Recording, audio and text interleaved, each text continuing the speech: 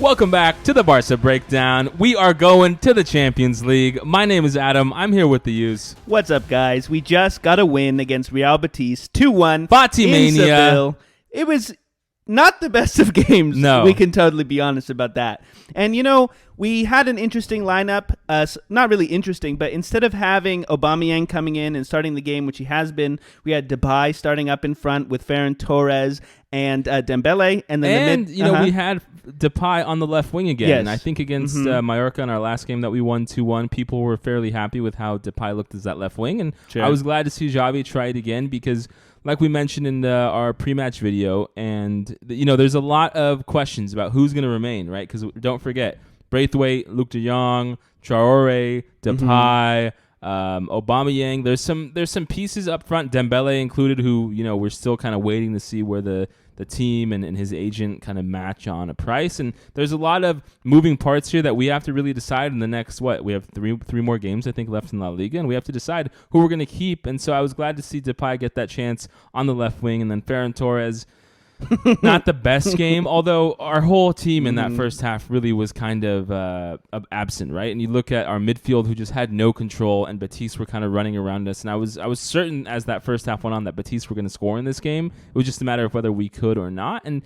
what's kind of interesting is that we ended up having to sub out that entire front three, putting in Traore, Aubameyang, and Fati in place of Dembele, Torres, and Depay to finally get some goals. And Sure. I think what's going to be most assuring to us is that Ansu Fati scored, right? He finally had his first goal since coming back from his most recent injury. And, there's some talk and there's some, I think, attempts by the board and the, Catalan media to have fans kind of temper their expectations of who's coming this summer. In that we keep hearing that Ansu Fati might be our best signing this summer, quote unquote, which just means, having him healthy and coming back and performing. And, he put in a goal today, and he just has that knack for goal that almost no player on our team seems to routinely have. And I just hope we get to see him healthy along with Pedri and, the rest of the team.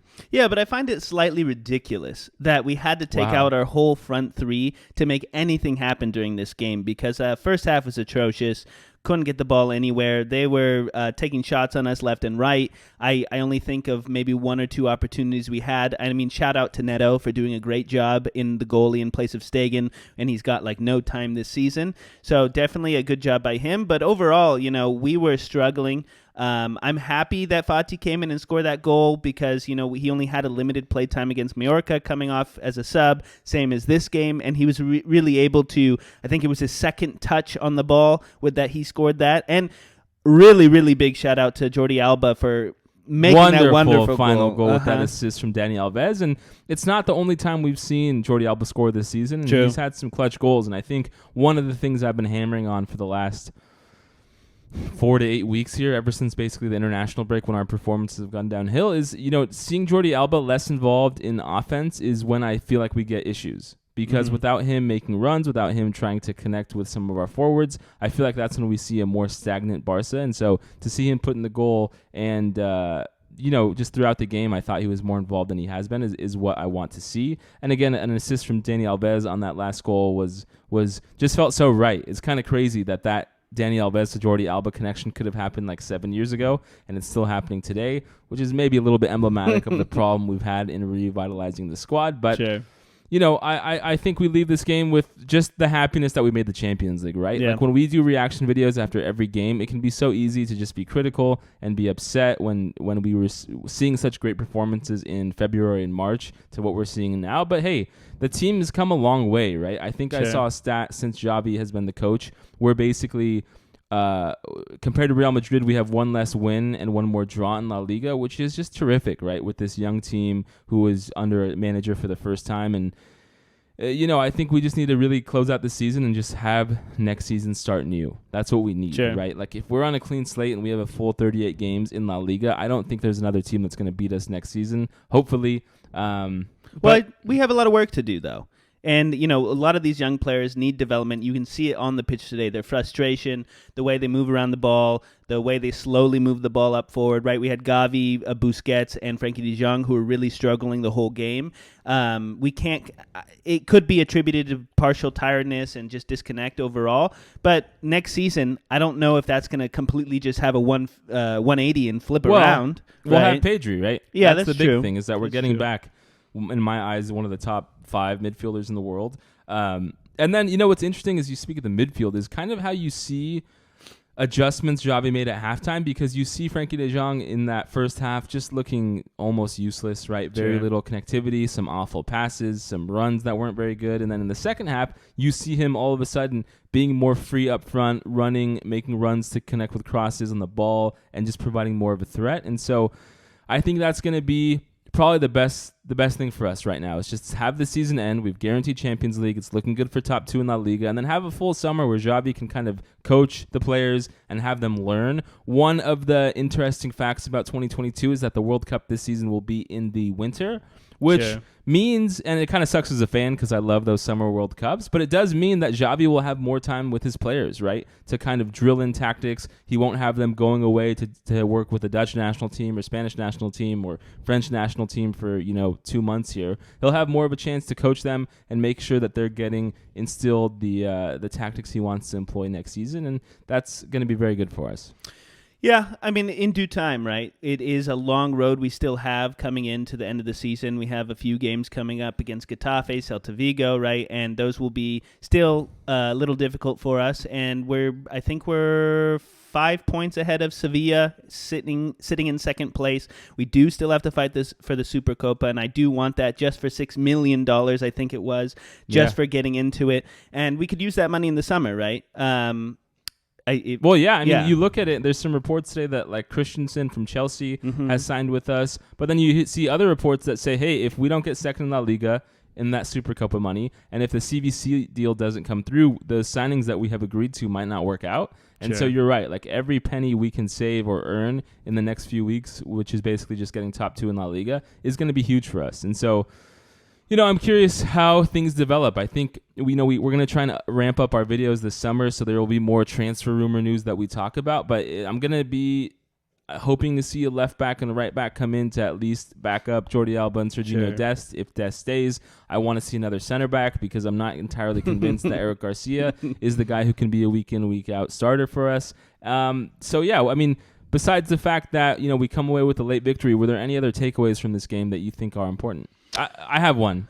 Ricky Puig, right? Ricky Puig made an appearance for the first time in quite a while, and even though he has the classic Ricky Puig issue of needing to bulk up and be able to compete with some of these more physical athletes on the other teams, he had a solid performance. I saw him dribbling some passes that were incisive, and I saw him overall put in a performance much better than I've seen him for the rest of the season, even as sparingly as Xavi has used him.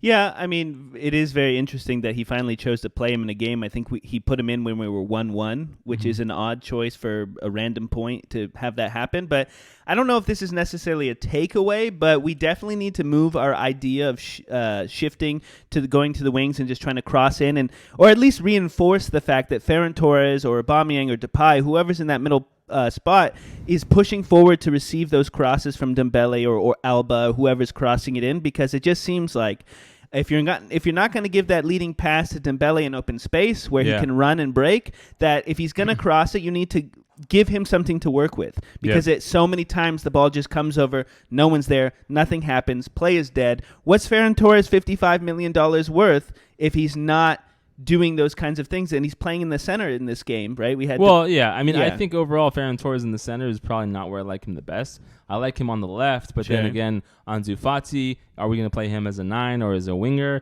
And then, what's going to be the future of Dembele? And I think, like you said, if we do retain Dembele, which I am hopeful that we do, we need to use his speed more, right? we use it in terms of, okay, he gets one-on-ones on that right side and tries to dribble past, that their opposing back and then cross it in. But I don't think that's what his speed is most useful for. No. Right? We need to get him on a counter or on some sort of run where he has, not a congested defense in the box who can snuff out any of his crosses.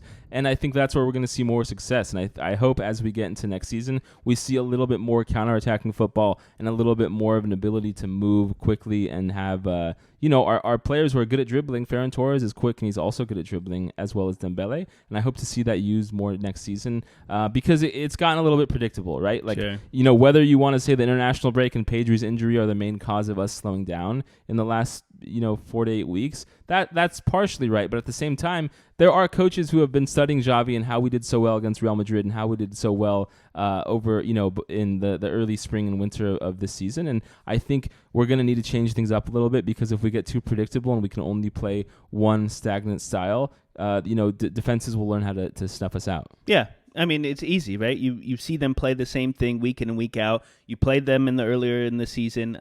Some of these teams didn't because it was before Xavi showed up. But I totally agree with you. We need to go back to the drawing board and get something going because we need to be dynamic. Yeah, 100%. And with that, yeah, thank you guys so much for tuning in. We really appreciate it. We'll see you guys very shortly. A week from today, Yus and I will be in Madrid for the Getafe Barca game. Let's go. So we will see you then. Thank you. Thanks, guys.